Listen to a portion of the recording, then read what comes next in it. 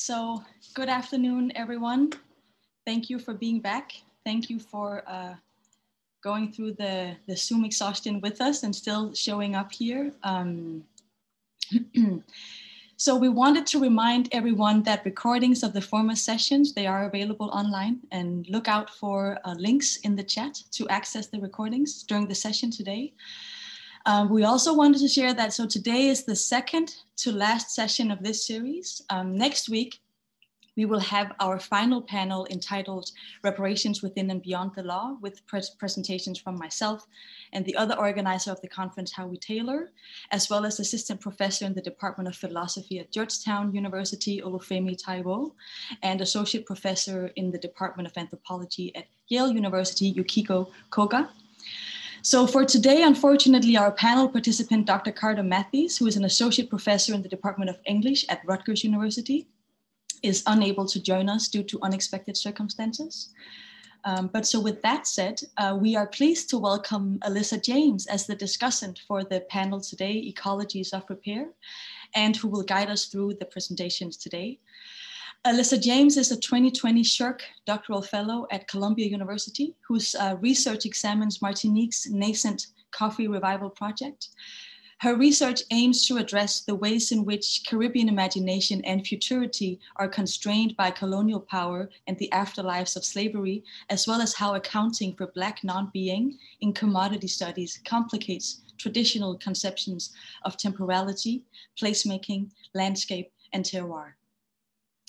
In addition to her work, she is an editorial assistant on the Small Axe Journal, the graduate coordinator for the Black Atlantic Ecologies Working Group at Columbia, and a co-host of the Black feminist anthropology podcast, Sora's Daughters.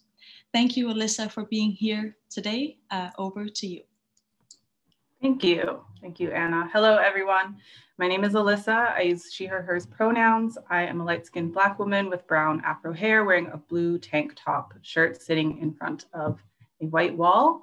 So I just wanted to say thank you to Howie and Anna for organizing this, pushing through all of this we were talking about. It's been 3 years since this was conceived, so here it is. And thank you for asking me to be a discussant. Kay, thank you very much for your technical assistance, and to the panelists for giving me the opportunity to read your papers, read your work. So after our panelists have spoken, I'll ask them one question. After they've all given their papers, I'll offer some comments and they'll be able to respond if, and it kind of will depend on how it goes with the Q&A. And then we'll have some time for those questions. You should see a Q&A box on your screen, and there you can submit your questions. And I'll read them aloud, or you can ask them live. Just let us know which you prefer. We may not get to all of them, but I will try my best. I'll try my best. Okay, so first we have Dr. Natasha Mortley and Dr. Andrea Baldwin's paper. So Natasha Mortley is a lecturer at the Institute for Gender and Development Studies, Regional Coordinating Office at the University of the West Indies in Jamaica. She holds a PhD in Migration and Diaspora Studies, and her doctoral research focused on nurse migration and the impact on Caribbean health systems. Her scholarship has focused on integrating a gender perspective to the Caribbean social development and policy issues, and her areas of research include migration and diaspora studies, nurse migration, medical tourism, diaspora tourism, sports tourism, gender and leadership, gender and entrepreneurship, gender and climate change, and Caribbean masculinities. Natasha Mortley is currently Strategic Gender and Migration Advisor to the Director General of the Organization of Eastern Caribbean States Commission. Dr. Andrea Baldwin is an assistant professor of women's and gender studies and Africana studies at Virginia Tech. Her scholarship centers the experiences of Black women globally, with a specific focus on Black feminist decoloniality, care, and Anglophone Caribbean women's migration. Dr. Baldwin has published several journal articles, including in the Journal of International Women's Studies, Frontiers, International Journal of Africana Studies, and the Body Studies Journal. Dr. Baldwin is the co-editor of Standpoints, Black Feminist Knowledges, and is currently working on a monograph which focuses on Black feminist affectivity, as well as a second co-edited anthology on global Black feminisms and care. So over to you all, looking forward to hearing your presentation. All right, thank you so much, Alyssa. I'm going to share my screen, and I'm also going to mute my video because I'm going to be reading from another screen and I don't want to distract you as I am reading. Just give me 1 second.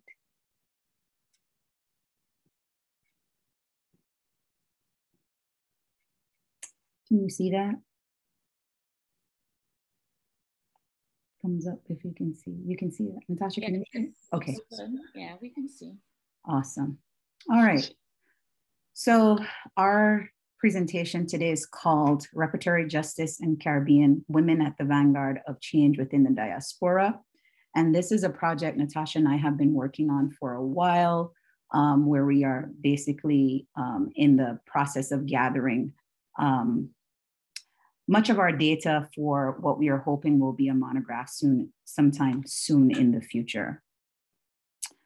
So for this project, Natasha and I apply a gender lens to contend that the central role that women play in migration and the diaspora communities should be acknowledged as factors in Caribbean repertory justice discourse, policy, and planning, and by extension, the Sustainable Development Agenda.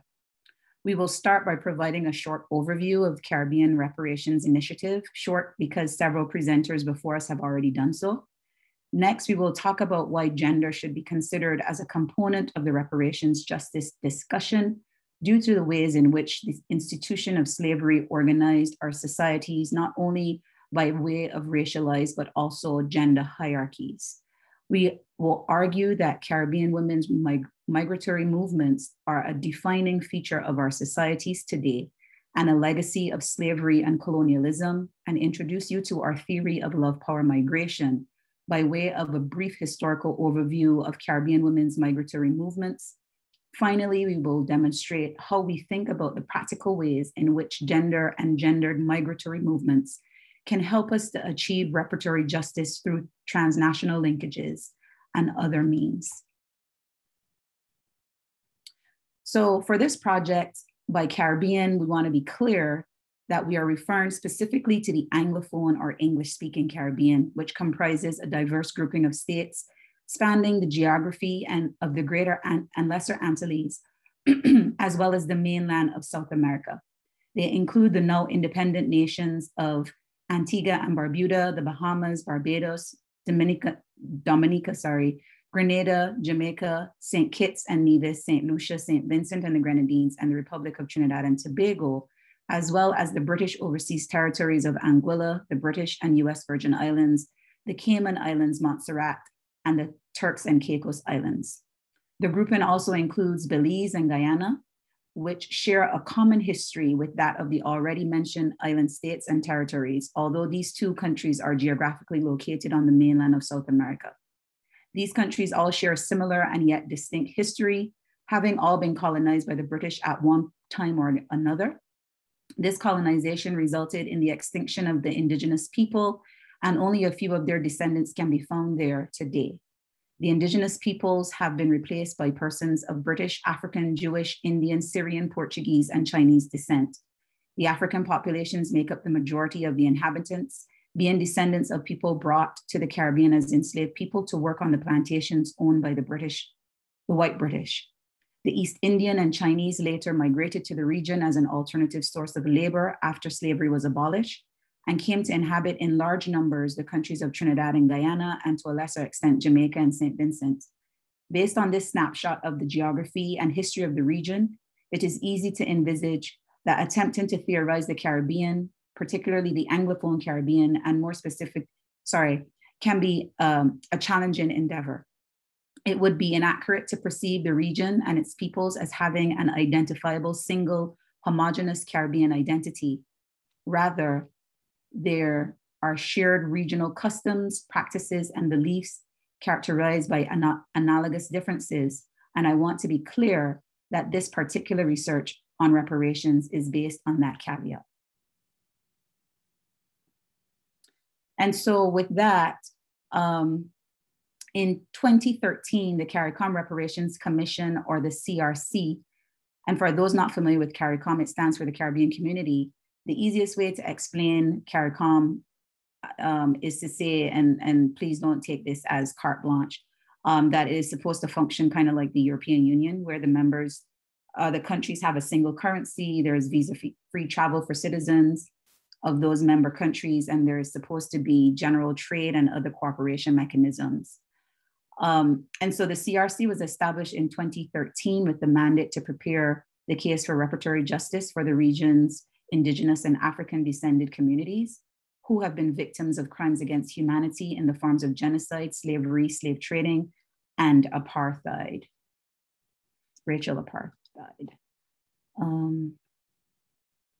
And so by reparatory justice, the CRC means justice for reparatory justice, that goes beyond monetary compensation, which includes family and children of victims, and by so doing, pays attention to the generational legacies of injustice.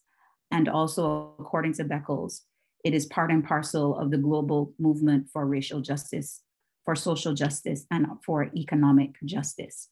And so as part of this reparatory justice initiative, the CRC, they have endorsed, which is also endorsed by the CARICOM heads of government, that was in 2014, they developed a 10-point plan, which has formed the basis of discussions of reparations in the region today. This 10-point plan, as outlined by the CRC, emphasizes the impacts of the legacies of colonialism, how these impacts need to be considered as part of the reparations agenda, and sets the current estimate for reparations for the region at £76 billion. According to Hilary Beckles, the plan calls for a formal apology from the governments of Europe and for reparatory justice for Caribbean societies around issues of healthcare, education, cultural development, food security, and debt cancellation to ease the burdens of Caribbean economies and to transform their communities and facilitate sustainable development. Beckles goes on to state that reparations is not just an issue of repaying the enormous debts owed to the descendants of enslaved Africans, but as I said, is part and parcel of the global racial and social justice and economic justice. And so for us, for Natasha and I, can you hear me? I heard something. Yes, Andrea, we can hear okay. you. Okay. Yeah. So for Natasha and I, we both acknowledge that this plan appears to be a step in the right direction.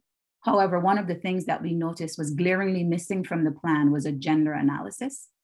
The more we became involved in our various capacities with the plan, whether working as Natasha does with the OECS or as both of us do on gender issues in the Caribbean, the more we were concerned with the ways in which the current reparations agenda in the region does not include gender as a cross-cutting issue. We believe that the importance of not considering reparations through a purely racial lens, but also through a gender lens, cannot be overstated. Some reparations theorists like Laurie Balfour, for example, have called for gender-sensitive conversations surrounding reparations specifically for Black Americans, but this case can also be made for Black women in the Caribbean who have also suffered consequences of racial and gender oppression as a consequence of slavery and colonialism. Martha Biondi asked the question whether reparation policies will address the systemic violence and oppression enslaved women face and the legacies that flow therefrom. This is a very important question because, as many Caribbean historians, including Beckles, have pointed out, due to the conditions under slavery, Caribbean women and men took on very different roles in the family and in society. For example, because enslaved people were not allowed to legally marry, and the slave code made it legal for enslaved partners to be violently separated through sale or otherwise removed at any time, legitimacy was given to the centrality of the mother's role in the family. It meant that under this system, women assumed the responsibilities of providing materially and caring for their dependents, including children, the elderly, and the disabled. And they had to be creative in developing ways to do so, often to the detriment of their own well-being. The pattern of caring for themselves and their families that emerged because of these conditions remains a central feature of what Caribbean women do today. And so what Natasha and I did in 2016 as part of our research, which is also published in the Journal of International Women's Studies, And this is an article entitled Reassessing Caribbean Migration, Love, Power, and Rebuilding in the Diaspora. We combine the theorizing of Caribbean feminist Eugene Barreto on Caribbean gender systems and Icelandic feminist Anna Jónsdóttir on political sexuality to develop our theory of love, power, migration to try to better understand Caribbean women's migration. We argue that within their relationships, Caribbean women who are socialized to care for their families and loved ones migrate to take advantage of several opportunities, including work and career, professional advancement, education for family, and also for education for themselves, and also for family reunification as a means of providing such care. Love, power, migration can also be embarked upon as a method of self-care and can therefore be manifested in the forging of new relationships and networks, the foundation of building and rebuilding in the diaspora, which both impacts and is impacted by the reconstruction of relationships and the recreation and creation of new networks within a vibrant transnational space. We contend that love, power, incubated in the social and cultural context of the Caribbean gender relations, can be the underlying motivation for migration of Caribbean women. We state that the concept of love, power, migration is bound up in the concept of Caribbeanness in the way that Stuart Hall defines it, that is, first and original and purest diaspora. We argue that in the Caribbean culture, ideologies and pressures of the region shaped by Caribbean slavery and the plantation system prepare women to utilize methods to survive and transcend the creolized space, such that their very decision and act of migrating signifies how their willfulness and resourcefulness is fundamentally tied to the past and present regional conditions, but also transcends the space, its history, and connects them to the diaspora. Sorry. And so I will pass on to Natasha. Okay, thank you, Andrea. Like Andrea, I'm going to keep my camera off because I'm moving between screens as well. Andrea, could you fast forward, right? I think this is where I begin, right? Mm-hmm. Linked to migration. Okay, so I just want to start off by saying, first of all, that Andrea and myself, we are both Caribbean women who are living in the diaspora. And in many ways, our experiences and our activities in our professional and social lives are part and parcel of the lived realities of Caribbean women in the diaspora that actually inform this research. So the question now is, why migration? Why are we looking at migration and linking it to this reparatory justice project that CARICOM is currently involved in? Well, first of all, and most importantly, is that Caribbean people are in fact a migratory people. Our history in terms of the transatlantic slavery and persons being moved to the Caribbean, and then of course, the movements that ensued after slavery was abolished are all tied in to our experiences as migratory people. Secondly, our diaspora is about, I mean, of course, there's no exact calculation because we are still mapping and calculating our diasporas. But anecdotally, our diaspora is 2 to 1. So for every, 1 to 1. So for every person, national in the Caribbean, there's someone else in the diaspora. And I would say, in my experiences doing migration research, that is sometimes an underestimation of the size of our diaspora. Secondly, so it means therefore that you cannot discuss Caribbean development. You cannot discuss the Caribbean and you cannot discuss Caribbean development without considering its diaspora. And I would add too that our diaspora is very much connected, very much engaged in what happens in Caribbean states and in Caribbean communities. And then finally, why migration? Well, the Sustainable Development Goals do underscore the importance of migration to development. And the goals also underscore the role of women in migration and development. So having said this, it's virtually impossible to speak about Caribbean development. You could go back, Andrea, Caribbean development without looking at migration and the Caribbean diaspora. So of course, like I said before, the forceful transportation of Africans to the Caribbean has produced specific patterns of out-migration that have impacted Caribbean women. And I will give some examples here. So for example, in the post-slavery period, what happened is that there was a mass exodus of men from the Caribbean countries, many of the Caribbean countries, these men going to work in neighboring countries like Costa Rica and Panama, where they sought employment in other, well, in terms of Costa Rica, many of them went to the tobacco plantations there. But when we look at the Panama movement, as we all know, that was related to the construction of the Panama Canal. And what happened is that that mass exodus of men from the Caribbean, it had a destabilizing impact on the Caribbean families.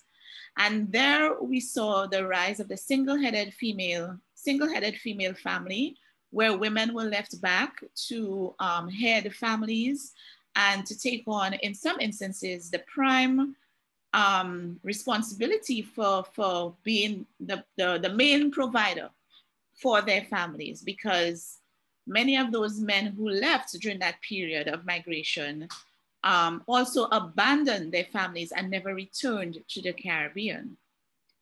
Migration has also created the rise of the transnational family. And again, this goes back to the fact that our diaspora, our Caribbean migrants, remain very connected with Caribbean home societies, communities, and households. And we can discuss that further, but just to add in here that one of the main reasons for the rise of the transnational family is the fact that Caribbean women are migrating. They are migrating independent of males, male partners or male spouses. And because of the nature of that movement and the challenges that they face, you have many of them having to leave back dependents, which include children and persons who are elderly persons within the family who are dependent on them, and in some cases, disabled persons. So because of that, there is this link, a very strong link, which is facilitated by kinship and family ties that exist between female migrants in the diaspora and their families and households left back, and of course, the emergence of the transnational family. Also, key characteristics of Caribbean migrants and female migrants is the transnational or circular nature of migration. So Caribbean persons don't leave forever. You know, their experiences are transnational and circular. Their movements are circular, which means they go and they come back at various periods in the migration life cycle.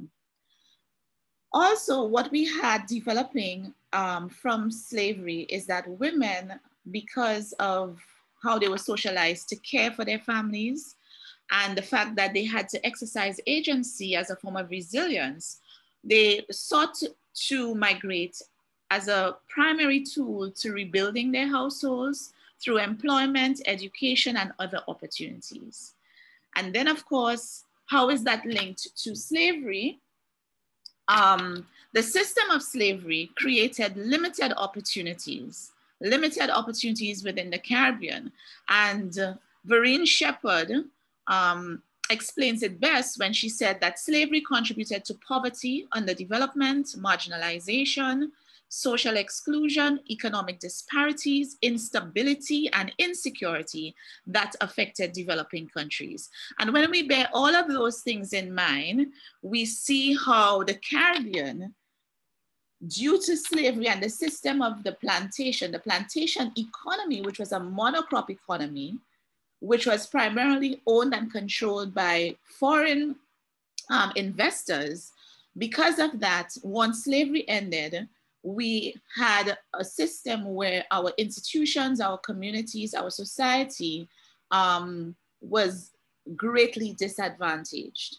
And because of that, created limited opportunities, and therefore persons and women had to migrate to sort of rebuild employment opportunities, educational opportunities to rebuild their households and their communities. Next slide.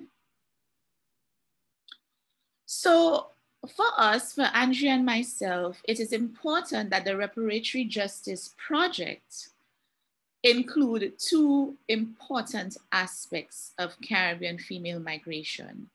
The first being that it has to recognize the gender inequalities that were produced from the system of slavery as part of the historical structural injustices. So if the Reparatory Justice Project is trying to correct those historical, structural, and systemic injustices that occur in the Caribbean, it has to consider the gender inequalities, because gender, as we all know, is a core principle. It's a cross-cutting theme in all of our social practices in society. And secondly, the Reparatory Justice Project has to take into account how Caribbean people have adapted to those injustices, which were caused by slavery and the plantation system.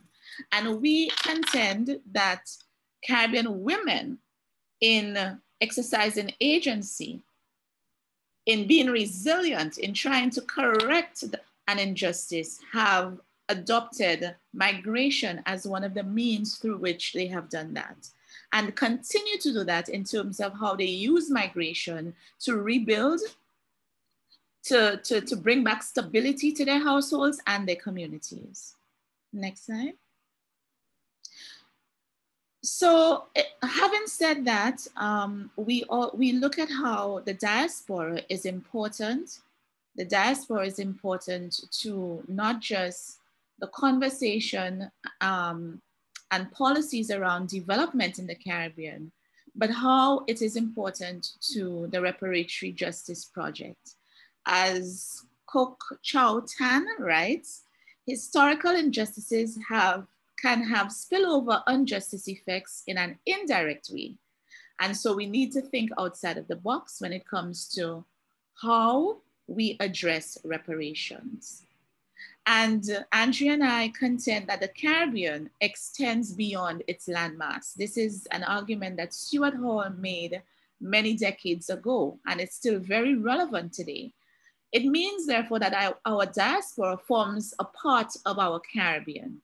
Our diaspora is part and very much key to what makes up the Caribbean and Caribbean development. Furthermore, Caribbean governments are actively trying to engage diasporas for development. So we have many, Caribbean governments have long recognized the value of the diaspora, which extends beyond not just, it extends beyond remittances. So previously it was all about, okay, how are migrants sending back remittances? You know, how much remittances are being sent? What % of remittances contribute to GDP and development?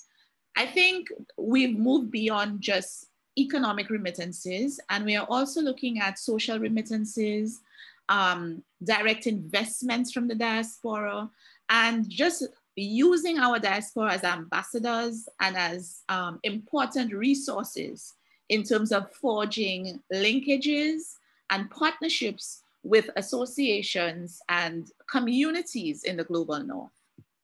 Next slide.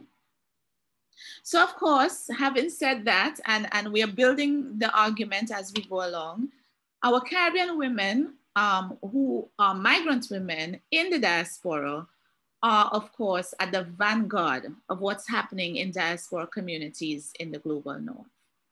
They are at the vanguard because they are mobilizing diaspora communities. They are the ones facilitating social events. They're the ones lobbying for change for persons in the diaspora. They're the ones helping to maintain the linkages through transnational ties and kinship and other professional networks.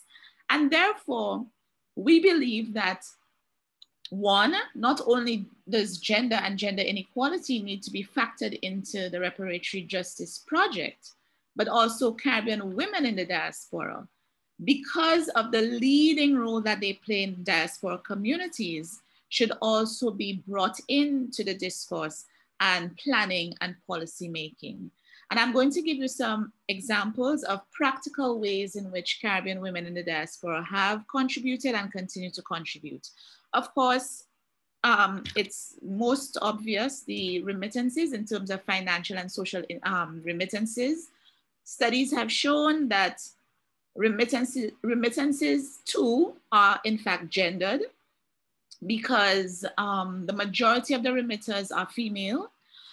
Not only are they remitting back to the Caribbean financially, but they're also remitting to more than one household, right? And again, it goes back to our theory on love, power, migration, and how women care for their households and their communities. So remittances are being sent to multiple households that these women are actually supporting.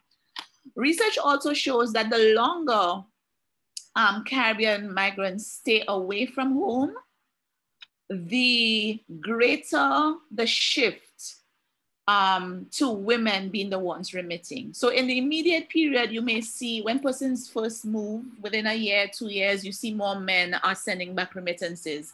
But as they are, the longer the time frame, we see more women are in fact sending back remittances, which speaks volumes, because it actually shows that women maintain ties with home, households and communities a lot more than Caribbean male migrants do.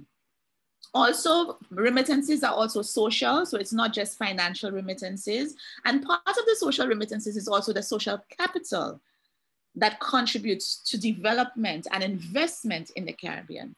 The Caribbean diaspora, through school alumni, professional associations and networks, contribute money, time, technical assistance, and equipment to support social institutions in Caribbean home countries. Andrea and I looked at two main sectors, which are also included in the reparatory 10-point plan, which is education and health. And we see several examples of Caribbean women in the diaspora making important contributions in the areas of education and health. And Andrea is one of those examples. Andrea is Barbadian in the US, North America, in a North American university. So she's in the education system, and she makes lots of contributions to her home institution, which is the University of the West Indies, through collaborations, partnerships, co-teaching, co-development of curricula, and so forth. Other contributions, and Andrea, you can speak more to that later on. Other contributions include scholarships, fundraisers, and endowment funds, which are linked to which link the diaspora in the US and Canada to the Caribbean. As a matter of fact, the chair of the CARICOM Repertory Committee, Professor Sir Hilary Beckles, has highlighted several endowment funds, several scholarships, several partnerships with universities in the US and Canada that are actually manifesting his plan for reparations. So it really is in fact happening right before our eyes. And women again are at the vanguard in these activities. In health, of course, we can't escape the contribution of our Caribbean nurses. They contribute in a variety of ways. From the 50s and the 60s, we have well-documented cases about nurses contributing. Jenny Douglas 2019 documents the contribution of Caribbean nurses in the UK, for example, who have mobilized and built alliances with other women of color and white feminists to advocate for Black women's health issues, while at the same time challenging white policymakers. So in the area of advocacy, activism, and policymaking, Caribbean nurses have been at the vanguard in the diaspora. And some of these benefits have translated back to Caribbean healthcare systems, many of those benefits. Other diaspora gains include economic, social, cultural, and political leverage that the diaspora possess within a transnational space, and that leverage that our governments have been using in their development efforts. Next slide. So I just want to end, and we could have some more discussions around this, of course, in the end, but I just want to end with the case of the UK deportation. I'm not sure how many of you know of this story, but of course, when the Prime Minister of the UK at the time visited Jamaica, and when I think he had an audience with the CARICOM heads of governments, and he was asked about reparations and the UK's commitment to reparations, he made it quite clear, off camera, of course, because he didn't want the press present for obvious reasons. He made it quite clear that they would not be paying out reparations in the ways that the CARICOM 10-point plan has envisioned, but rather that the UK would commit a multi-million-dollar prison to Jamaica so that they could deport problematic Caribbean migrants back to the Caribbean, right? Now, Caribbean migrants have contributed in significant ways to the development of the UK, US, and Canada. And their contributions have been applauded and used to develop those societies. But when the reverse occurs, when there are negative impacts from Caribbean migration movements, it's seen as a problem or problematic. So let's deport the problematic elements within the Caribbean diaspora.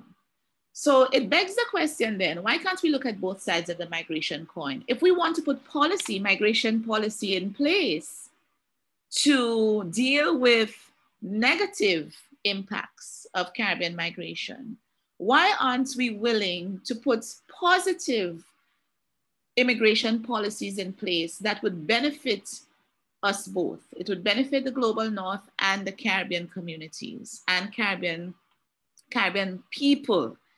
So I believe that with more favorable immigration policies, we can help to build on partnerships, bilateral agreements, which can better serve the interests of both, right? So I think this case study here just shows that it's possible. It's possible for us to have a conversation. It's possible for us as our Caribbean leaders to meet and to discuss migration, the benefits of migration, and how through partnerships we can use and leverage, we can harness and leverage our Caribbean migrants and our diaspora communities towards the benefit of both, especially the development of the Caribbean as part of the reparatory justice project. And I will end for now. And I see Andrea has putting a lovely note here. Our article is available. It was published recently in the International Journal of Africana Studies. Thank you. Thank you both. That reparations via prison is quite illustrative of the way that carceral logics just emerge from the plantation and continue on from the plantations. It's interesting. But I'm also really interested in your concept of the love power migration, right? Which I understand as migration that creates these social and political networks that allow Caribbean women to care for their families from afar. Could you perhaps expand or speak on that for the audience, and then just, talk a little bit about why love and, what this work does for you in your thinking about reparations? So, I'm thinking about how we often talk about care labor, emotional labor, affective labor as these particularly feminized forms of labor, and they're often unremunerated and difficult to quantify. Although, I recognize that repertory justice goes beyond monetary compensation. The economist Nina Banks calculated the value of Black women's activist labor. So this might be a double-barreled question, but I'm just trying to give you multiple points of entry to your response. But where does love fit in as a where does love as a concept fit in to those forms of feminized labor? And what does recognizing the labor of love as a force that allows for reclamation and rebuilding, what does that open up for us in our conversations about reparatory justice? Andrea, you want to begin? Sure. Yeah. So, sorry. So I'll go first because unfortunately I have to leave a little early. But so when we started this work, this love power concept actually came out of my dissertation work, where I use Eugene Barretto's Caribbean Gender Systems and Anna Jonas Daughter's work on political sexuality to kind of think through how, when we're talking about Caribbean women, we're not just talking about their labor, but we're talking about the ways in which they have been socialized to care for those who they care about, and how that also is labor. But to think about love in the parallel way that Jonas' daughter asked us to think about love, where she's paralleling love power to Marx's labor power. And she's saying that if Marx can talk about labor power as a way of organizing society, we also need to talk about love power as a way in which we also organize society, especially in the domestic sphere. And so everything in the domestic sphere cannot just be labor. There is something that is happening outside of labor power, and that is called love power.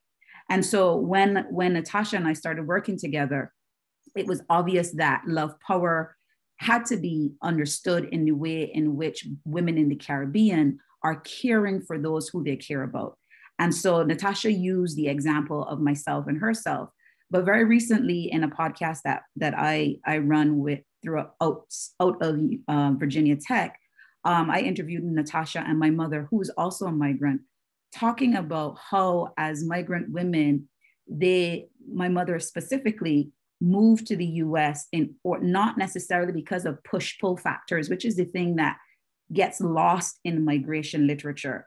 Also, there's problematic governments, or that the Caribbean is going through some issue with economic instability in the global, so it's usually pitched at this level that misses the agency that Caribbean women have.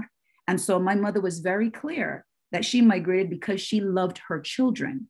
And so that there's a way in which we need to messy migration, where yes, there are issues. She, as a poor single woman, which is a part of the legacy of slavery, where women are the ones who are heading households in the Caribbean, because the Caribbean has a large female-headed household population who are usually poorer than the nuclear family households. And so even though she was migrating because of her economic disadvantage, she made the choice to migrate because she knew that she had 3 children that she loved so much that she had to find another way to care for them. And so we are saying that is tied to the legacy that slavery has left in the Caribbean, where women have always known that the burden is on them to care for their families. And they do so out of this understanding that they need to care for the people who they love. And while that is agentic in some ways, there are also ways in which that is also oppressive, because they need to be selfless. They go to countries like the United States, where, for instance, some even take on the risk of going as undocumented, and what that brings on that end. And so when we're talking about reparations, we're saying that we need to also engage with the way in which women, because of the legacy of slavery, have felt as though they needed to care for the people that they care about. And they make these journeys and the sacrifices that they have made need to be considered as part of that reparations justice narrative. And I'll pass on to Natasha. Yeah, I think you said it perfectly, Andrea, but I just wanted to add that love and care extends to other households as well, not just the immediate household that the woman leaves. And I think it is manifested in the remittances, economic and social, that they send back to multiple households. It is manifested in the charity work, right? The donations, the contributions that they make to their communities, their former institutions, so their former schools and health institutions, the communities, the church. So women in many ways have a triple role, which is productive, reproductive, and a community role. Mm-hmm. And it is because of that care that they've been socialized to do, right? It's because of them loving, the love and attachment for their households and their communities that they are continuing to maintain those links. They are continuing to maintain those ties. They are contributing, they are giving back, even when they do not necessarily have to, but they continue to do that. And therefore, that is an important dynamic that has to be included in how we look at development. And if reparatory justice is going to look at development and the various ways in which we can build our communities, then we have to include that in the discourse as well. Great, thank you so much. Yeah, you really speak to the way push-pull factors and these things that are very much associated with men's migration. They don't account for all of the reasons that people migrate. And so it really speaks to the way that when you center women in your analysis, it allows us to see otherwise, to see other things that we don't see. Thank you all so much. Thank you both so much. We will go next to our next presentation. So we have Laura Beanie Carter. She is a PhD candidate in cultural anthropology at the CUNY Graduate Center. She has conducted research in the Caribbean since 2004. After long periods of life and work in Martinique, Dominican Republic, Haiti, and New York City, in 2015, she received grants from Fulbright, Wenner-Gren, and the National Science Foundation to undertake dissertation research both in Guadeloupe and its diaspora in Paris. She studies subaltern expressive cultural practices, music, dance, storytelling, carnival. Her dissertation's focus is on diverse forms of cultural politics generated within the French Antillean post-colonial that testify both to the persistence of race and class-based inequalities on the one hand, and to creative resistance through artistic production and social mobilization on the other. Take it away, Laura. Thank you. Thanks so much, Alyssa, for taking the time to read this. And I want to really thank Howie and Anna for putting all of this together, despite the circumstances, and specifically for Kay for all the technical help, and all of you for actually being there. So this short presentation is based on work in progress, so I'm definitely grateful for any and all feedback. I'm going to try to sketch today roughly the forms of reparations and self-repair in Guadeloupe through this RRR, a sort of triptych, reconnaissance, réparation, and reconciliation. It brings together different positions by Antillean activists on reparations, which is a highly contested topic in Guadeloupe. So what I'm going to try to do is, through a concept that I'm still developing in my dissertation, called marronnage militant culturel, sort of marooning through culture. I'm going to try to use that to explore the ways very different groups who use both a concept of self-repair and reparations come together through expressive cultural practices of Gwoka and Mass.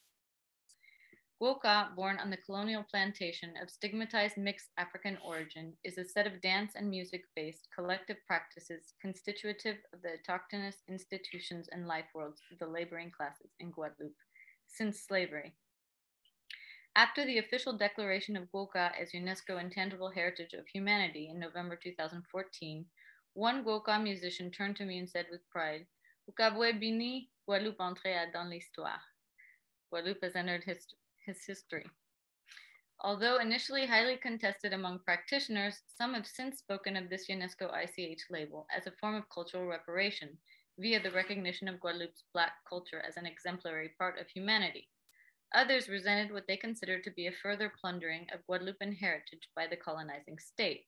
For in order for it to attain UNESCO status, Guadeloupe had to be inscribed in the Code du Patrimoine of France. The following year, 2015, Memorial Act was inaugurated by the French president, François Hollande. Some folks saw in it a form of reparation. Others contest the content of the permanent expo, the expense of maintaining such a structure, as well as the very presence of Hollande at its inauguration. Woka as ICH and Memorial Act are but two examples of the contested nature of reconnaissance, this first R of the triptych. Hereafter, I'll just shorten it to RRR. French territories represent a particular challenge for reparations. This, many argue, is due to the reticence of the French state to recognize racializing logics that have structured Caribbean societies and to take responsibility for France's role in the implementation of a slavery-based criminal system. This system, after abolishing slavery in 1794, re-enslaved its freed folks in 1802, to then abolish slavery a second time in 1848. After these two abolitions, slavery-like conditions continued in less official forms, as in most slave-based societies turned free. Like the UK, whose example France followed in many respects, France granted reparations to slave owners in 1849 for the loss of their human property. But of course, the slaves never received, or the formerly enslaved never received reparations. For a significant number of folks in Guadeloupe, the question of reparations in implying slave ancestry is too painful and stigmatizing to be posed. So how to explain the conviction with which a minority demands reparations for Guadeloupe? How to understand the negotiations between civil society initiatives for reparations that engage the state through legal actions and practitioners of Guadeloupean drum-based musical heritage, often organized in cultural movements, or what are called mouvements culturels. They both force representations and episodes of local history to surface, contributing to the creation of a national sentiment and an anti-colonial identity based on local culture, language, and history. Through different narrative and non-narrative forms, this activism performs the Guadeloupean nation.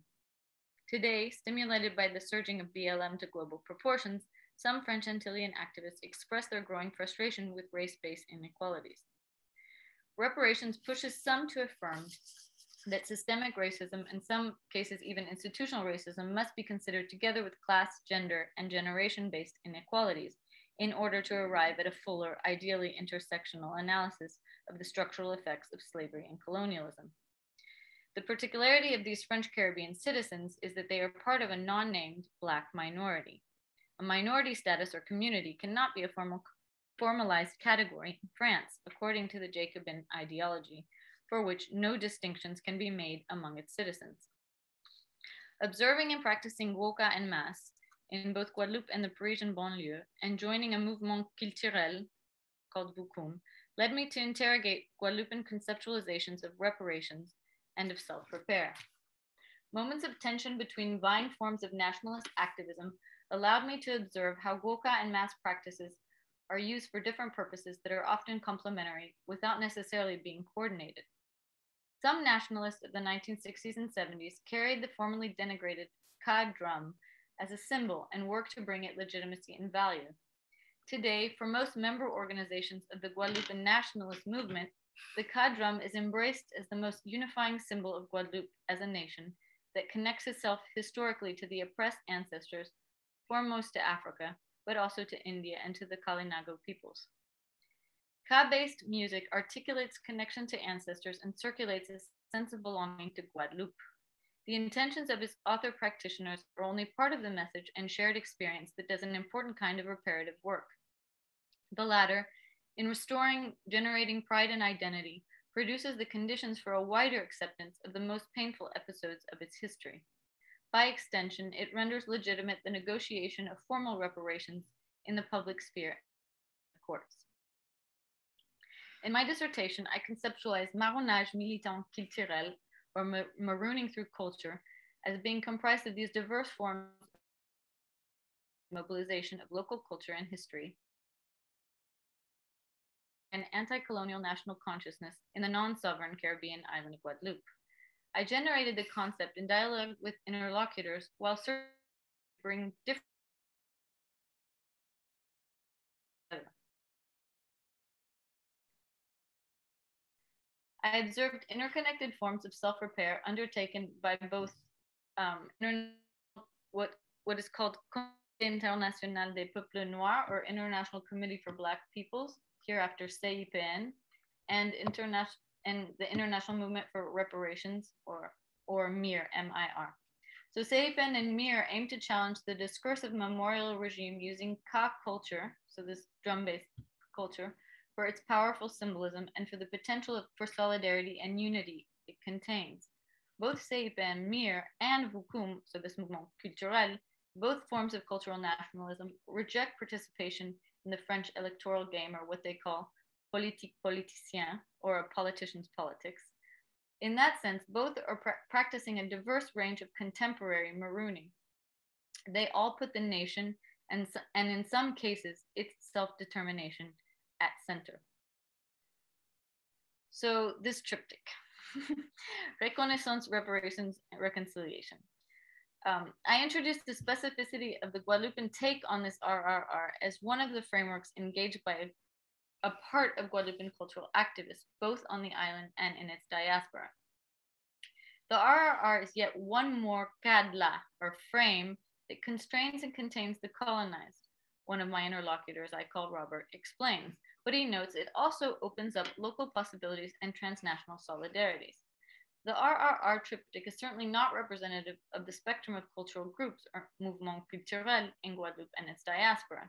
The three R's are adopted by very different political tendencies and individuals.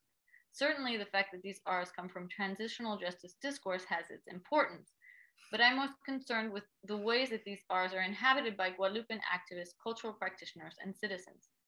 A few of my activist interlocutors use that terminology to express the process required to begin to heal the wounds of slavery and colonialism in the French Caribbean. They are part of the minority of militant activists and artists who do not themselves put forth a united conception of any of the three R's, of which reparations remains the most contemporary. The RRR triptych itself, some of my interlocutors explain, cannot be seen in a temporal progression. Others underline that the three R's may liane, or while still holding on to the idea of the three R's as being translated as recognition and acknowledgement. Reconnaissance, the dominant framework on the left side of the political spectrum among those who acknowledge the idea of doing something about France's nasty colonial past. Among the prudent or conservative social leftists in France, the only kinds of reparations can be moral reparations. For this part of the left, these moral reparations are enacted through the memorializing public programs organized within the category of reconnaissance. For most of them, there need not be mention of reparation. Furthermore, if the term must be uttered, it must be accompanied with the qualifier moral, otherwise it is illegitimate. In the French debate in the Hexagon, even the socialist left has discredited the material side of reparations altogether. On the territory of the former colonies, saturated with unrepaired, ongoing crimes, denial is not so easy. For most of my interlocutors on the far left, reparations refers to a double process that includes the reconnaissance side, so the symbolic and moral reparations, as well as the material reparations. Within both processes of reconnaissance and reparations, there are kinds of self-repair at work. Some groups like Seipen and Mir proclaim part of their task is to stimulate the Guadeloupean people's self-repair, or what they call auto-reparation. This is meant to be undertaken both apart from, but furthered by, their demand for reparations from the French state and private fortunes. With their notion of self-repair, they deliberately emphasize both the interior work on the self, as well as the self-determination of the Guadeloupean nation.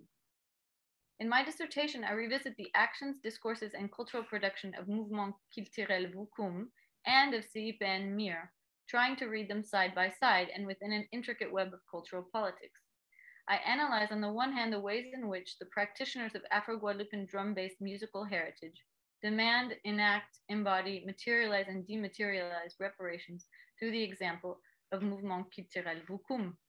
I also describe the ways reparations are brought forth by civil society initiatives like those of Seipen Mir that engage the French state directly through the legal actions. It is the content given to the three R's by my actors that matters to me here. Reconnaissance, for many of my interlocutors, is first and foremost recognition of Guadeloupeans' humanity, a restitution of their dignity. So centuries of striving for true freedom and then for true equality have produced societies that will forever carry the scars, a wounded collective memory. Although this is a common theme of post-slave-based societies, the variation on the common theme is precisely the non-reconnaissance of that collective memory as its own. In the standard French reading and teaching of history, the Guadeloupean people does not exist as a people. In Guadeloupe, some status quo abiding folks named decolonization through integration, the process that was institutionally enforced starting with departmentalization in 1946, when the ancient colonies became French departments. While other more radical positions deny the very fact that this could be considered decolonization. For these folks, true decolonization implies national liberation. Whether this must come through immediate independence or gradual forms of autonomy leading to it, all of these militants agree on the goal of sovereignty.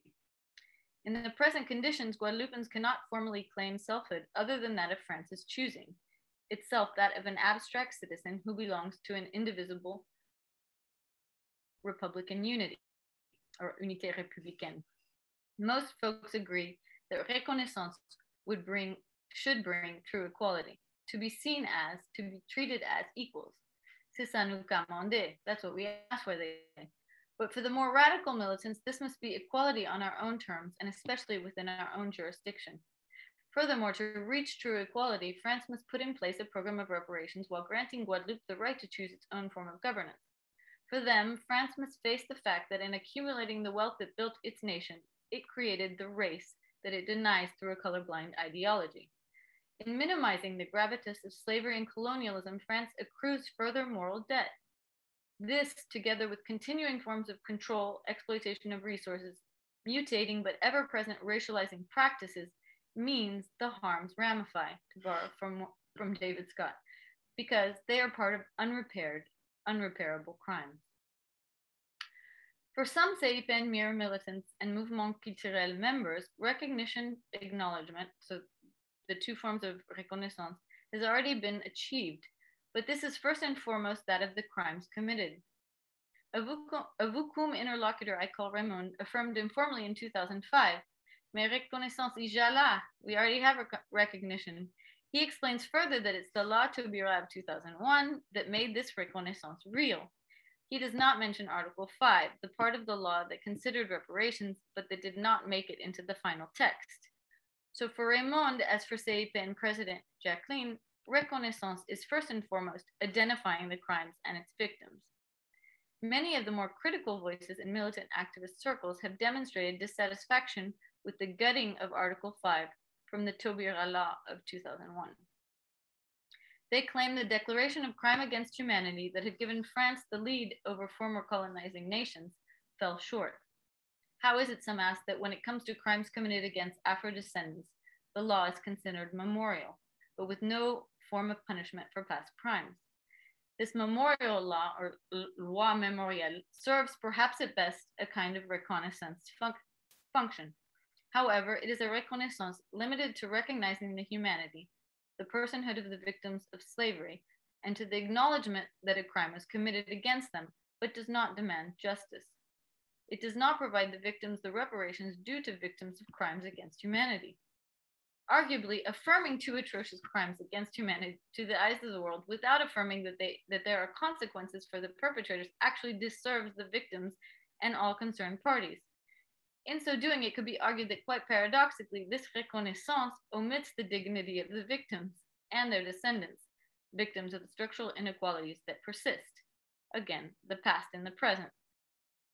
We might argue that this reconnaissance is one step in the colonizing state's, albeit flawed, attempt at rehumanizing itself that falls short. To date, the French state has issued no formal apology for the crimes committed, nor made official considerations for material reparations. The organizations and individuals who adopt this RRR in the Guadeloupean and French public spheres generally agree on framing the three in order for mobilizing purposes. This implies that reconciliation is the horizon, or the goal to be reached. This abstract term produces a semblance of consensus. In fact, the reconciliation question, like that of reconnaissance and of reparations, forces us to press for explanation. So who is reconciling with whom, over what can bring it about, in whose interest? If we follow the French status quo position, the Taubira Law of 2001, and the educational and memorial initiatives that it facilitated, France is poised for reconciliation. There is no need for reparations or for material reparations. The memorial moral reparations suffice to turn the page in France's view. Seipen and Mir, who have included the third R of reconciliation in their discursive repertoire since the early 1990s, often present it publicly in its slogan-like form, but also describe it in detail. In a collection of essays coordinated in 2020, the third R of reconciliation is defined together with reparations. When describing reparations as a debt that must be repaid, Mir underlines that it envisions a child with itself. This reconciliation, it underlines, comes after total reparation, implying both the moral and the material. For Seipe and Mir, as for Vukum and other mouvements culturels, for this reconciliation to be possible, it must be preceded by reconnaissance and reparations, material reparations. Without these two prerequisites, there's no chance for reconciliation. So in conclusion, reparations, Coates expressed in 2014, is, among other things, a way to open up a collective conversation. Societies that sanctioned slavery and built their wealth and power through the labor of enslaved African owe their peoples and the descendant of the people they enslaved and colonized, at the very least, a forum of discussion, however painful it may be. From this pain, recognition, knowledge of the past, we can still hope for some kinds of repair. Careful attention to the difficulty in initiating this conversation in particular contexts helps us to understand the stakes and struggles of people at the individual and group level. It can uncover and valorize local practices of self-repair, such as Guadeloupean marronnage militant culturel. Precisely because they are also French, these overseas citizens live the contradictory positions that force them to face colorblind republicanism that denies their racialization. This makes them Français à part entière, as well as Français entièrement à part, as Aimé Césaire formulated. Guadeloupe, entangled in French policies, cultural and administrative categories, has nevertheless developed, maintained, evolved Caribbean cultural practices and concepts. Guadeloupean marronnage is a creative regenerative matrix whose force lies precisely in its ability to hold contradictions within multiple forms of mobilizing. Its repertoires of contention, I consider collectively under the rubric of marronnage militant culturel, have allowed it to resist neocolonialism and racism, but have also threatened this cohesion with intergroup, interclass conflict. Those militant culturel maroons are well aware that the RRR are processes that will never fully heal the wounds or repair the damage done. They know justice will forever be incomplete, but they will continue to struggle for the fullest possible reconnaissance and for reparations, without which true reconciliation remains but a pipe dream. Merci en pile. Thank you. Thank you, Laura. So my question for you, so you're developing this framework, this triptych in your dissertation, and you use reconnaissance in French. And so I'm just curious to know, because actually when you were speaking, you said reconnaissance, réparation. So you said it in French, but I read it as in English in the paper. So I'm curious to know why you made that choice of reconnaissance in French rather than, say, the translation in English or the Creole reconnaissance. So what does reconnaissance connote for you in your work that, say, recognition does not? And to what extent is this part of your work in conversation with others who are working and writing on recognition? I mean, I'm thinking about Jarimar Bonilla, but I'm also thinking about Indigenous studies folks like Glenn Coutard and Audra Simpson. Thank you so much for the question and for reading my work so attentively. I actually use, in my dissertation, I use it in Creole, and it's very much, I try to develop it the way that my interlocutors are speaking about it. But it's I think the interesting thing is that the translation itself has both the acknowledgement and the recognition definitions within the same word, and so it just makes it easier rather than saying it twice. So it is also for just simpler to write it that way. But yes, I'm to develop a little on, I think for so many of the activists since the Law to Arrive 2001, reconnaissance has almost become sort of this banal way of saying, you know, we exist, when in fact all the other elements that need to be there in order for it to be a full reconnaissance are not. So there's on the one hand, it's very symbolic and very important, and a lot of my folks argue that even just that was critical in their, I guess, their vision of what reparation should be. So for them, so much of this symbolic part of and so that reconnaissance is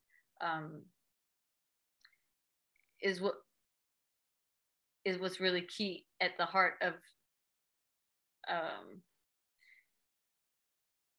at least one side of this reparations. And I would just because I don't want to lose the second part of your question. Yes, very much. In fact, Yarimar Bonilla's work, I build a lot from her, and particularly actually the marronnage. For folks who are familiar, she wrote a piece called Syndicalisme as marronnage, so labor union as marronnage. And I like to kind of think about what my interlocutors are doing as part of that, because I didn't explain it enough perhaps, but the whole nationalist movement in Guadeloupe, it's complex and subdivided, but I would, to simplify, part of it is very much these labor union activists, and a lot of, especially the more radical ones, or UGTG, which Yarimar analyzes, are pro-reparations. So you have these labor unionists, and then on the other side of the spectrum, you have cultural, or what I call these cultural nationalists, who are organized in mouvement culturel, which were also fruit of that same nationalist movement. They just decided to go through the avenue of culture. Of course, we're compartmentalizing just for simplicity's sake, because a lot of them are crossing these borders, and a lot are in different movements. But so what I thought was most interesting was looking at how both some of the folks that are mobilizing politically are also using the same forms that these cultural movements are. And they're the ones that are mobilizing for reparations. Just this small portion of the nationalist movement, not all the nationalist movement. So it's really complex. But I would say if we look at the whole thing, that I would see within that there's the marronnage through labor organizing, but there's the marronnage through cultural practices, which takes both political and non-political elan. Thank you. Yeah, I love the polysemy of reconnaissance, right? It's the acknowledgement and recognition, and so that kind of addresses this acknowledgement of the harm done, but also the recognition of humanity, or like a particular Guadeloupeanness. That's great. Okay, so thank you all for the opportunities to read your papers. In order to give attendees the opportunity to kind of gather their thoughts and type out their question, I'll just share a few comments for all of you that I hope are invitations to respond, and then we can go to the Q&A. So Dr. Morley and Dr. Baldwin's paper is an intervention in both gender and mobility studies and thinking about reparations. They trace the way the afterlives of slavery and colonialism in the Caribbean had a particularly gendered effect that manifested in part through the outmigration of women from the Caribbean. And so one of the things that struck me is the way that migration both makes and unmakes Caribbean women, right? Migration is deeply entangled in Caribbeanness. I know from my family is Jamaican, and they always told me that, when they were younger, it was always about people going off foreign. So it was always about, how they could go abroad and kind of change their lives and their communities. But then at the same time, it extracts Caribbean women from the region. And so I often think about the title of the edited volume, All the Women Are White, all the Blacks are men. And it's kind of a maxim that helps us understand the necessity of centering Black or non-white women. And so in thinking reparations through a gendered lens, we necessarily personalize the conversation. So it helps us see different ways that racialized oppression works, rather than when we just center race, where the archetypical figure is male. Laura's paper speaks to the opacity of French Caribbean identity and the difficulty of trying to contain or even translate French Caribbeanness, which I found really interesting. The concept of bigidi, which you didn't quite get into, but this is an emic term that that means a constant state of unbalance or steady wobbling, which again illustrates another kind of contradiction that you find in the French Caribbean. And so there's this sort of back and forth and the slipperiness that makes it difficult to capture what Guadeloupeans are demanding from the state, and makes it difficult to think about the cohesiveness of what they're demanding in terms of reparations and repair. And so there's a point in which you argue that the recognition of crimes against humanity evacuates the dignity of the victims and their descendants, because it implies that a wrong was done, but there are no consequences for the perpetrators of that harm. And so you wrote, pushed to its extreme, we could say the victims are not human enough, that their humanity has no value. And so I just wanted to push you there a little bit. I hope that's okay. And say that Black inhumanity and in Guadeloupe's history, that is what we're talking about. So if we're thinking Black inhumanity as fundamental to the structure of the modern world, then it's not that there's no value in their humanity, but it's that there is value in their inhumanity. That makes sense. So there's value in this, like in their fungibility, in this Black fungibility. And so I think that would change the way that we approach the idea of reconnaissance or recognition, right? I think as an example, it's the difference between the state affirming that Black lives matter and admitting or acknowledging that they have benefited from Black lives not mattering. So I just wonder how that would change the conversation. And that's just an invitation for you all to think with me or to have a conversation with me. And anyone's welcome to speak up first. So Lisa, if I may, thank you for sharing your personal experience and of your parents' stories, and for that comment. I will say that I don't like using the term migration extracts women from the Caribbean, because it sort of gives off this view of our migrants and female migrants as passive in the process of migration. And we are trying to move away from that. We're trying to move away from the traditional theorizing of migration as taking place within a push-pull framework, where there are factors pushing you and factors pulling you to migrate. It sort of puts the migrant in a sort of passive position of responding to factors bigger than the individual.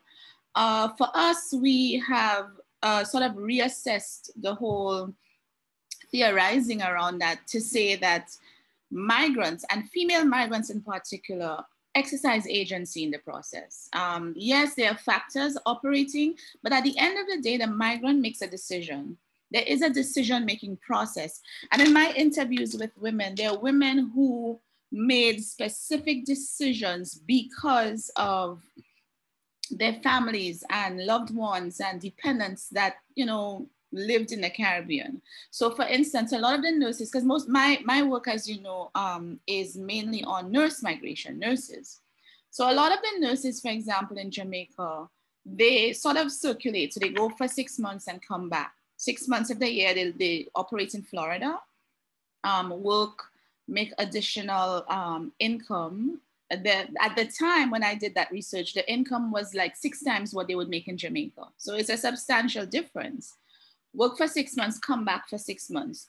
And that is a decision that they made to circulate because of their family commitments and obligations. So they couldn't see themselves leaving for a more permanent period of time. So I give that example to show that there is agency, but you're right, you know, our women are leaving the region. You know, we do have a case where because of migration, our females are leaving their homes and they are leaving their institutions. For nurses, it does have impacts for the healthcare system in the Caribbean because you have a shortage of nurses in the Caribbean, right? We have a shortage and our nurses are leaving. In terms of their families, you do have the negative impacts. You have the broken homes, broken relationships, children that are left behind that suffer, you know, psychological and social problems due to their moms or their parents leaving.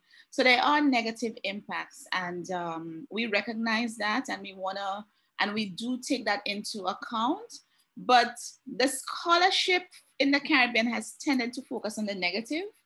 And again, in reassessing, we want to show that there are benefits to come from this movement, this leaving that you speak of. Yes, our women are leaving, our migrants are leaving, but there are real benefits. And these benefits are particularly evident for our female migrants because they are so connected still with home, right? So me, for example, I have migrated from my home country, but I'm still so connected, not just in terms of my personal relationships and my family, but in terms of the work that I do. I do a lot of work here at my university that impacts what happens in St. Lucia. I serve on the OECS, that's the Organization of Eastern Caribbean States, Commission for Migration and Gender, and contribute, I think, you know, in terms of what happens there. So yes, we are leaving, but we are still very connected, and there are many opportunities to still contribute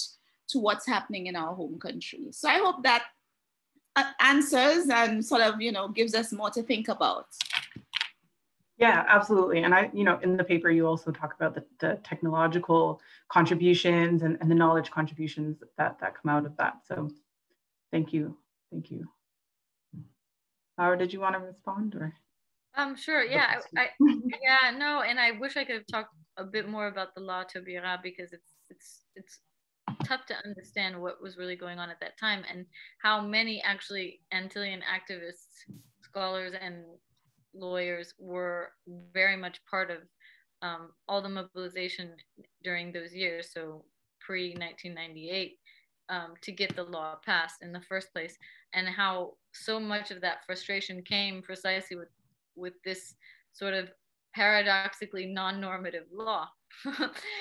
And so the whole, yeah, I actually cut the line that you quoted because I was too, also, I didn't like the phrasing because it doesn't get across what I was trying to say. But yeah, the law itself points kind of to this double standard, which is, you know, we have some laws that grant reparations to some folks, to some communities, we call communities, that we can't call them that here, but not to our Afro-descendants.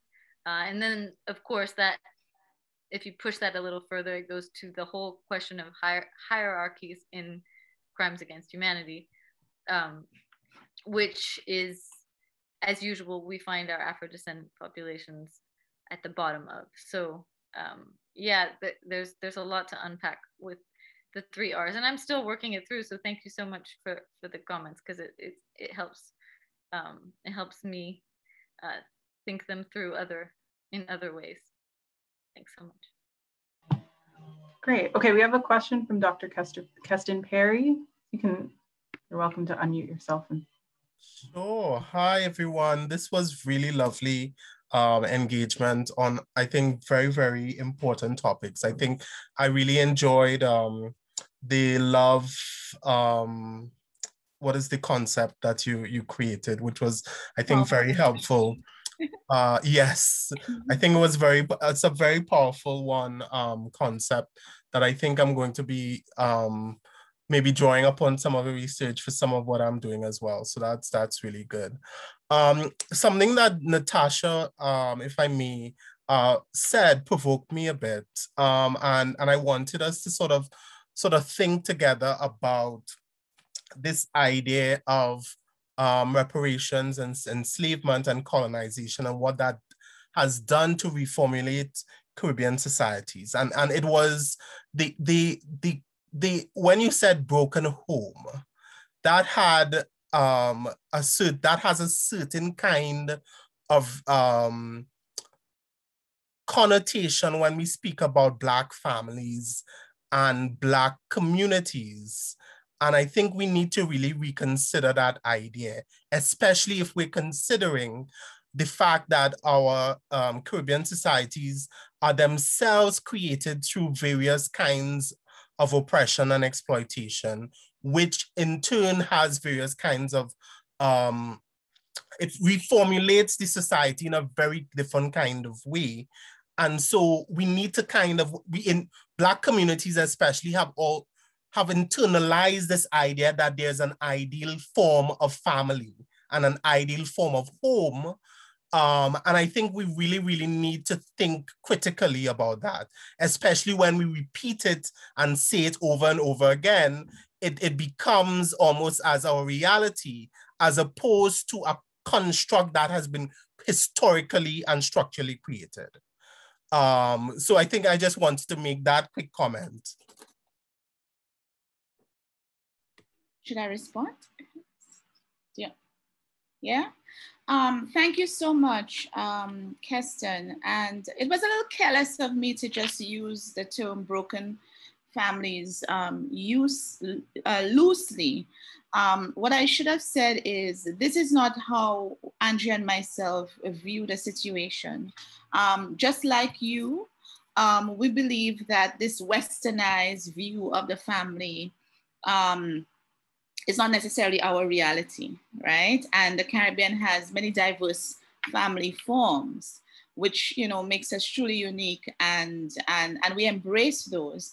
The broken home is from the literature. Broken family, broken home is from the literature, which offers this, which traditionally offers this very negative view of migration. So that's what we're saying. We are contesting that view. So it was a little careless of me to just use it loosely and not put it in context. But you are very, very correct. And I agree with you 100%. Thank you.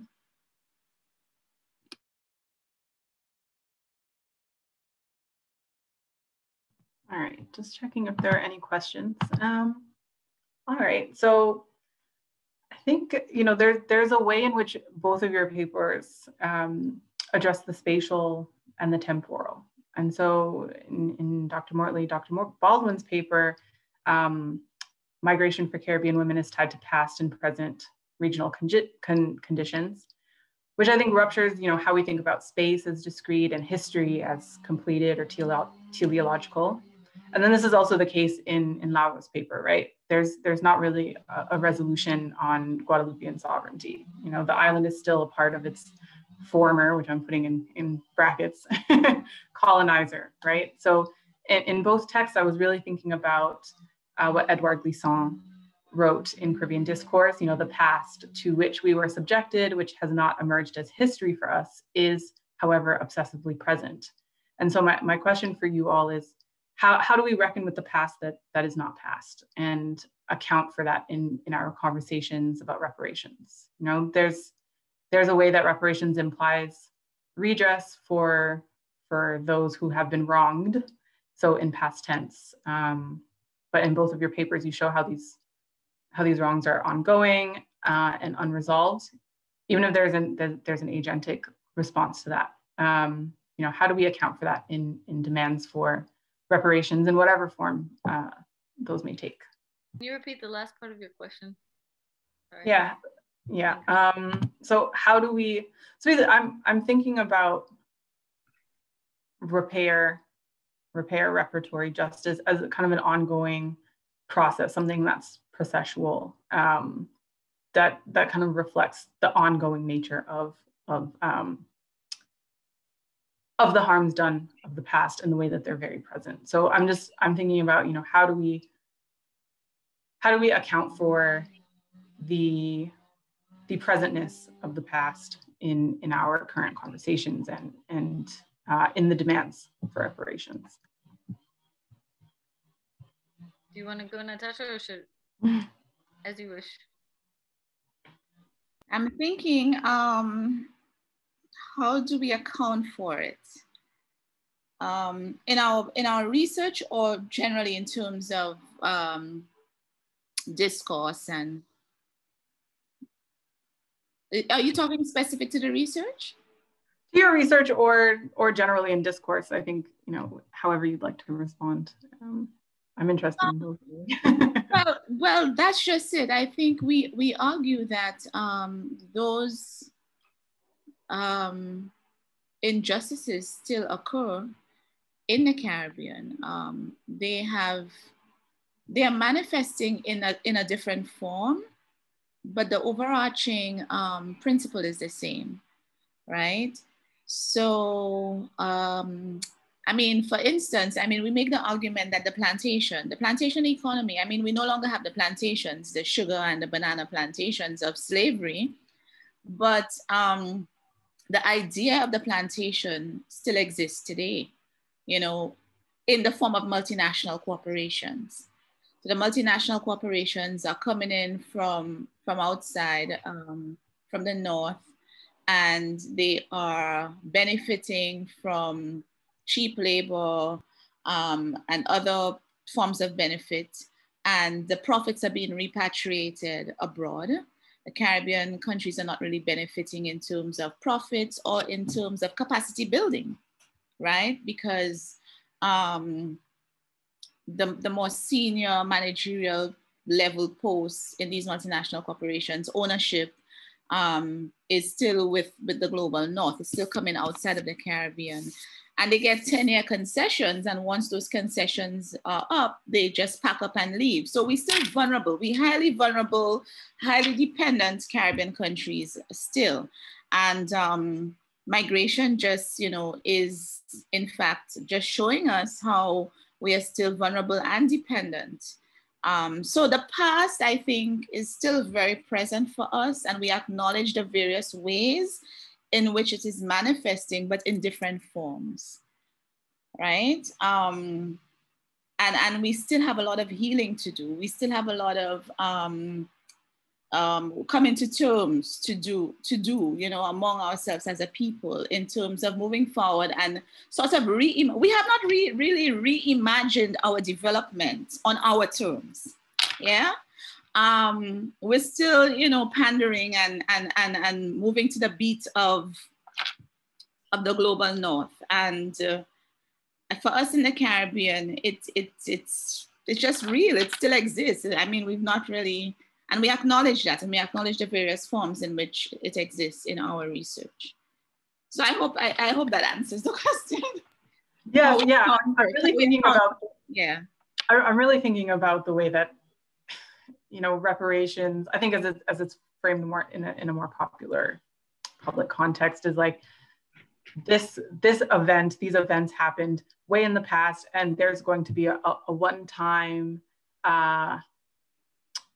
event that is a form of repair that is reparations for that thing in the past. And I think that the 10-point plan actually really speaks to the way that it's going to be an ongoing process, right? Like they have the, you know, the psychological repair and these different processes that need to happen in order for there to be a true repertory justice. And so I think that's, you know, that's really something that needs to be like uplifted and spoken about strongly, particularly in like public popular discourse. Yeah, in terms of it is an ongoing process, and you're right, that has to be at the forefront. I think a lot of people still see it.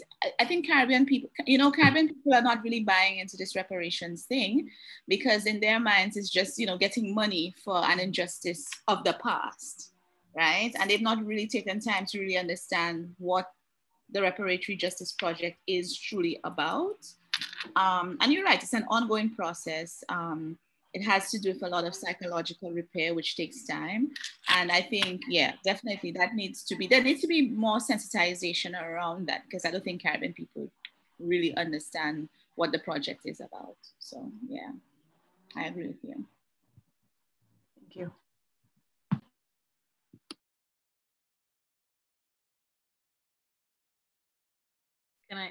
Can I jump in? Yeah. Okay, great.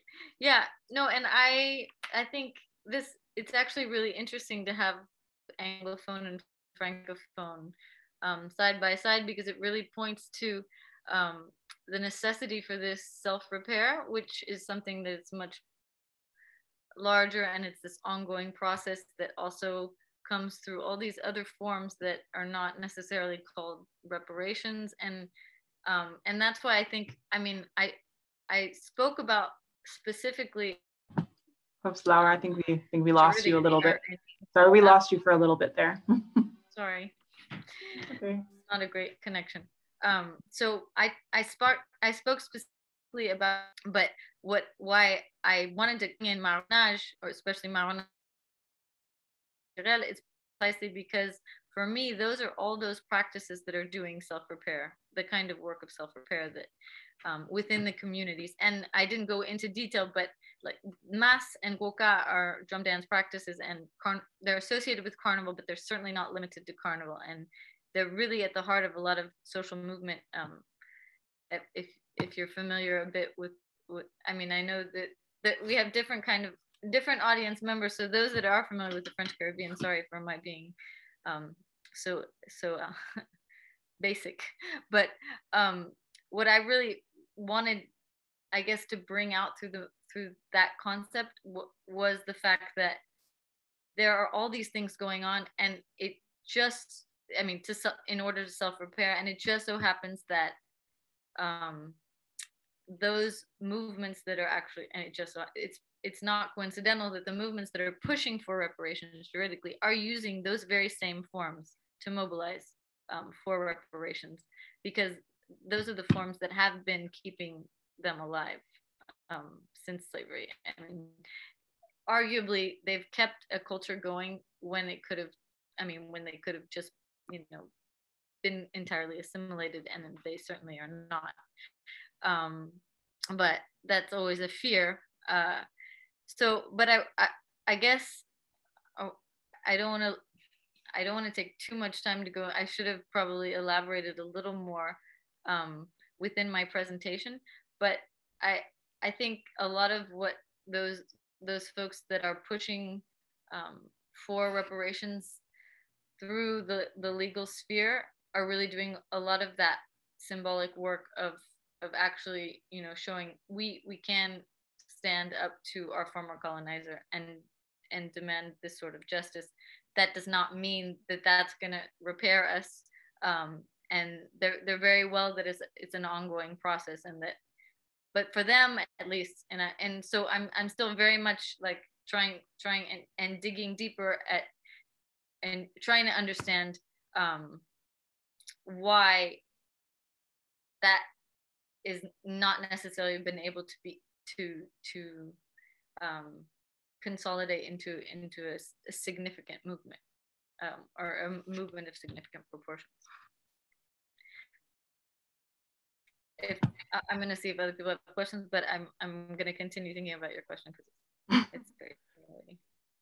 Yes, I think we thank you so much for your response. Thank you, Laura. Thank you, Dr. Mortley and Dr. Baldwin, who had to run. I'm gonna hand it over to Anna to wrap up for the afternoon for folks in the eastern area. Thank you, everyone. Alyssa, thank you so much for guiding this conversation so steadily and taking us with you all on these exciting conversations that you had. There are only, since we are a few people on this panel today, we will be wrapping up a little bit sooner, 15 minutes earlier than usually. But we want to thank everyone for having joined us today, and we will be looking forward to seeing you next week, Monday, the last session at 1 p.m. New York City time. We would love to see you all there. Thank you for hanging through the Zoom. And thank you all for being here, and have a good afternoon or evening wherever you are. Bye, everyone. Thank you. Bye-bye.